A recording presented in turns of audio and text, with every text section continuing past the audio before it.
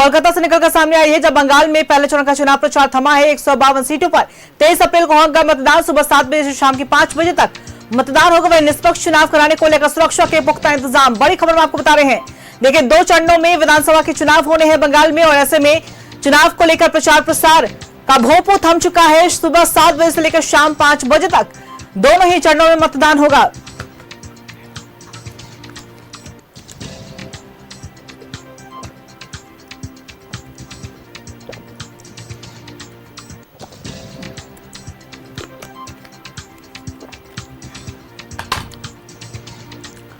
बड़ी खबर आपको बता रहे हैं। देखिए, बंगाल में 2 चरणों में चुनाव होने हैं और दोनों ही चरणों में सुबह के 7 बजे से लेकर शाम के 5 बजे तक मत डालेंगे मतदाता। और देखिए, सुरक्षा के पुख्ता इंतजाम भी किए गए हैं निष्पक्ष चुनाव को लेकर। जाहिर सी बात है, इस बार बंगाल चुनाव की अगर हम बात करें तो सभी दलों के लिए काफी ज्यादा महत्वपूर्ण, खासतौर पर सीधे इस बार मुकाबला बताया जा रहा है कि बीजेपी और टीएमसी के बीच में है।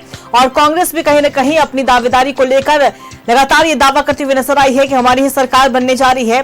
दूसरी तरफ बीजेपी ने भी ये दावा किया है कि बंगाल में इस बार बदलाव की लहर और इस बार एनडीए यानी कि कमल खिलेगा। दूसरी तरफ टीएमसी की बात करें तो ममता बनर्जी लगातार अपनी पैठ जमाती हुई नजर आई है। तमाम आपने विधानसभा जब चुनाव हुए हैं बंगाल में, तब आपने देखा कि ममता बनर्जी की जीत हुई है, और इस बार भी ममता बनर्जी कहीं ना कहीं उनके लिए भी साथ की लड़ाई है। और अब जनता की बारी है, जनता अपने मत का प्रयोग करेगी। मतदाता है और ऐसे में जनता किसके पक्ष में मतदान करेगी ये तो 2 मई को स्पष्ट होगा। लेकिन फिलहाल 2 चरणों में विधानसभा चुनाव होने जा रहे हैं बंगाल में, जिसे लेकर तमाम तैयारियां पूरी कर ली गई है। तमाम दलों ने खूब प्रचार प्रसार किया। आपने देखा बड़े बड़े नेताओं का बंगाल में हुंकार भरते हुए, चाहे वो पीएम मोदी हो, अमित शाह हो, तमाम ऐसे बड़े नेता, चाहे विपक्षी दल की बात कर ले, चाहे वहां के टीएमसी की बात कर ले, हम तमाम बड़े नेताओं का वहां पे हुंकार हुआ। अपनी अपनी जीत को लेकर सभी आश्वस्त नजर आए।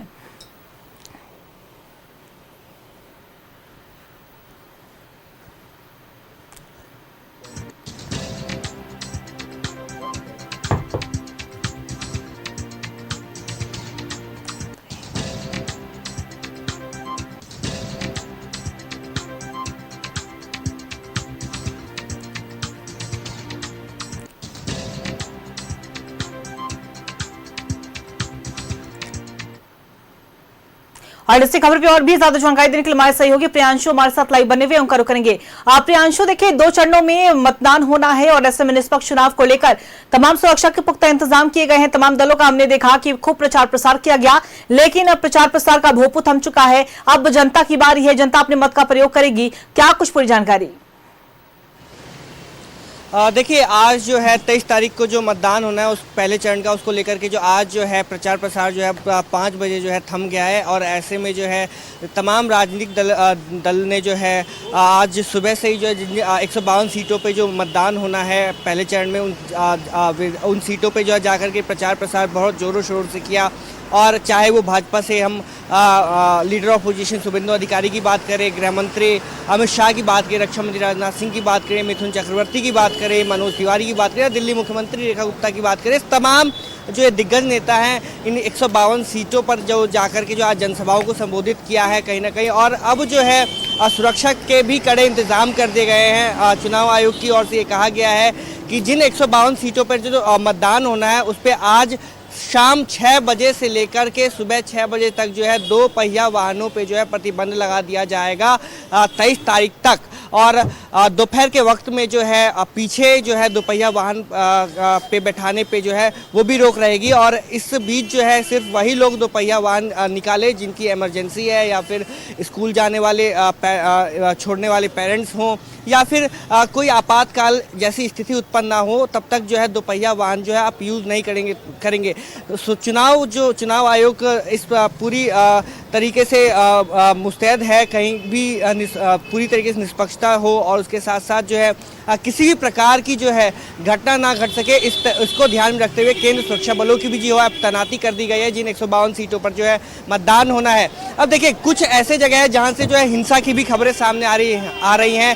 दंता विधानसभा सीट है जहां पे पहले चरण में मतदान होना है। आज वहां पे भाजपा के जो प्रत्याशी थे वो प्रचार कर रहे थे, उस दौरान जो है टीएमसी और भाजपा के बीच एक कोलैब देखने को मिलता है और इसमें भाजपा के तकरीबन 10 जो है कार्यकर्ता इसमें घायल होते हैं।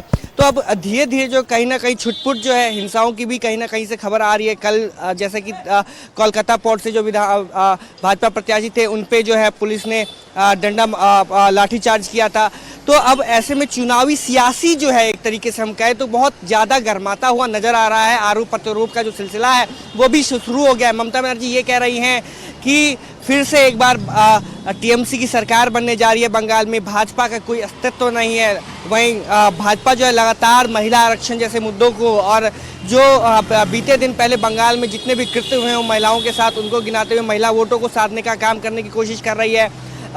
ममता बनर्जी ने फ्रंट फुट पे जो है महिला ब्रिगेड को तार दिया है उनको काउंटर करने के लिए। तो अब कहीं ना कहीं रस्सा कस्सी जो है बहुत तेज हो चुकी है, प्रचार बंद हो चुका है, रोड शो जनसंपर्क नहीं जनसभा कुछ नहीं होगा इन 152 सीटों पर। ऐसे में कहीं ना कहीं अब सोशल मीडिया वॉर जो है वो चालू होता हुआ नजर आ रहा है। तमाम राजनीतिक दल जो हैं वो एक दूसरे को जो पार्टी के जो कोट हैं उनके भाषणों को कोट करते हुए दिख रहे हैं।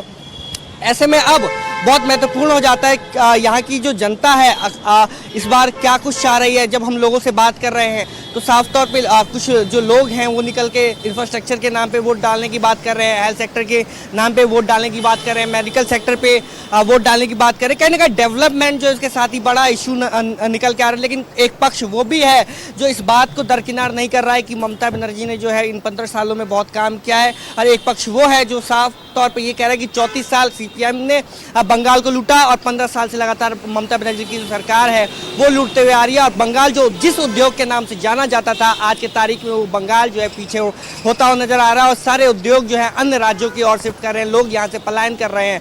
वहीं भाजपा भी अब यूथ को टारगेट करते हुए नजर आ रही है साफ तौर पे। अपने उन्होंने घोषणा पत्र में भी संकल्प पत्र में भी इस बात का जिक्र किया, युवा शक्ति कार्ड के तहत जो सक्षम युवा हैं, जो शिक्षित युवा हैं उनको 3000 रुपये प्रति माह देने की बात कही है। तो कहीं ना कहीं अब जो पूरा सियासी हलचल है एक तरीके से वो गरमाया हुआ है। तमाम जो राजनीतिक दल हैं, महिला हो यूथ हो, इन सभी को अपने अपने संकल्प पत्रों में अपने अपने घोषणा पत्रों के जरिए जो है लुभाने की ओर लगे हुए अग्रसर हैं। चलिए बिल्कुल देखना दिलचस्प होगा प्रियांशु कि आने वाले समय में जनता किसे अपना जनप्रतिनिधि चुनती है, किसे मौका देती है। ऐसे में आप लगातार नजर बना के रखिएगा, अपडेट हम वहां से आपकी पल पल की लेते रहेंगे आखिर वहां जनता के क्या कुछ और मुद्दे गरमाते हुए नजर आते हैं। फिलहाल अपनी तमाम जानकारी साझा की इसके लिए आपका बहुत बहुत शुक्रिया।